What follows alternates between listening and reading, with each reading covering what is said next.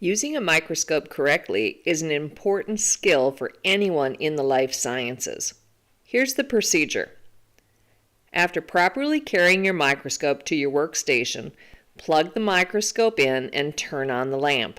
If it was put away correctly, the 4x objective lens should be facing the stage, but if it isn't, rotate the nose piece to bring the 4x objective into the viewing position. Make sure that the stage is in its lowest position and place a slide on it, specimen side up. Secure the slide with the stage clips. Use the stage knobs to move the slide left or right or forward or backward to center the specimen over the stage opening. Turn the coarse adjustment knob to bring the stage into its highest position. Now you are ready to view the slide. Look through the ocular lens and slowly lower the stage by turning the coarse knob to bring the specimen into view. Use fine focus to bring the image into a sharper view.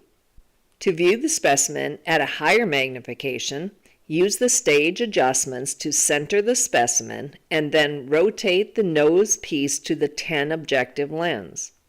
Use the fine focus to sharpen the image. Repeat the procedure with the 40x objective if needed. Note that as you increase the magnification, you may need to adjust the light coming in through the specimen.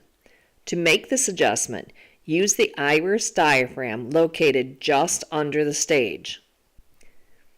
If needed, clean the slide and lens with lens cleaning paper while working. When finished, be sure to return the slide to the proper slide tray, rotate the 4x objective into place, lower the stage, turn off the light and unplug the scope. Wrap the cord, put the dust cover on it, and return the microscope to the correct slot in the cabinet. With a little practice, you should become proficient with your microscope so that you can use them to peer into life's smallest pieces.